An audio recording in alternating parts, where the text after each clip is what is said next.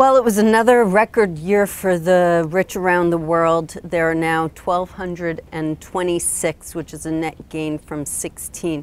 But what was amazing to me is how that kind of masked the real story, which was huge volatility. There were 128 newcomers and 129 drop-offs. The reason for the net gain was that there were also 17 people who had fallen off the list in years past and are now back on. So while it looks like everything is going up, there's really a story of the have and have-nots. It was really incredible how many people fell off the list in China and in Russia. And I think a lot of that had to do with the public fortunes that, as the stock markets fell in those two countries, they just, wiped out a whole bunch of Chinese. I think, though, in the top 10, what's kind of interesting is the European stalwarts. Amancio Ortega of Inditex, which is the Zara brand, he moved up to the top 5 for the first time. Arnault is Bernard Arnault of LVMH, Louis Vuitton. He's number 4 again. And then Stefan Persson from H&M moved into the top 10.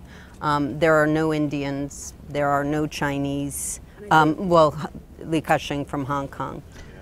I think what's interesting about the European fortunes is a lot of these people, like you said, like Ortega, it's the people who are selling apparel to Asia that have really gone up. Food and apparel, those are the sort of two kind of sectors that have really seen growth in Europe. Or just retail in general to Asian markets. Right, yeah. Your L'Occitane guy right. from last year. Well, he's not up a lot this year, but we do have, the new, for instance, one of our newcomers is the husband of Miuccia Prada. Prada went public in Hong Kong. So I think that's, we're seeing the kind of the trend of all these retail brands going public in Asia. Well, it's just also interesting because Europe is not doing well at all, but the Europeans who have learned how to kind of sell European culture and European products, they're doing just fine. Like the Pradas, like Reynald Geiger of L'Occitane, exactly. But then you have cases like Chip Wilson from Lululemon. Who's doing incredibly He's totally different, well. but he's doing really well, yeah. Oh, I know. Well, what were we talking about with the price to sales? Or Lululemon is crazy. Absolutely crazy. I think it's something like hovers around 9 times price to sales, 20 times price to earnings. Although, interestingly, Chip Wilson has now stepped down from any executive role I think he's, early 50s. He's been selling a lot of shares. He has, yeah, and he's handed over the reins, so he'll still be raking in money, but he's not really making many executive But it is really anymore. fun to see these individual billionaires who kind of have a cult following. Yeah. So Mark Zuckerberg is worth $17.5 billion. That's up $4 billion from last year, but that is a really conservative number. We did not value him based on the $100 billion that analysts are predicting. What do you think about that decision? And, we had a lot of internal discussions about, was that the right thing to do? I think it's the right call. I mean, conservative call is probably the best call with this kind of thing. It's better to look.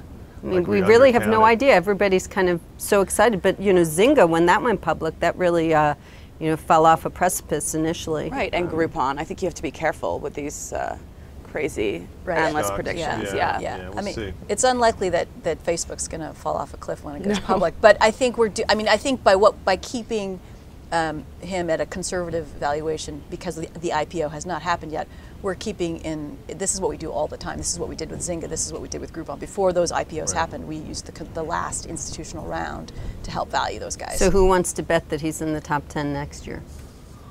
What do we think? It depends on He's the ad not that market. far, right? Yeah. He's not too far. I know, and they've been really making a lot of He's not in the moves top 20 yet. So maybe we should set it lower and say maybe he's higher than Michael Dell and Steve Ballmer, these old sort of tech titans. So I don't know. I think he could be close. Our youngest self-made female billionaire in the world right now is Sarah Blakely of Spanx, and she's one of our 4 Billionaires covers.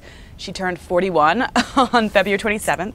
Is she the youngest self-made? I thought there was a Chinese, but self-made anyway, in the world, yes. There's one woman who's a couple of weeks older in China and a couple in Korea who are younger but inherited their fortune. Right. And she's one who built from scratch a shapewear empire. She invested when she was my age, 29. She invested $5 grand, and at 41 she's worth $1 billion. So she's a real kind of one of those sort of all-American success stories.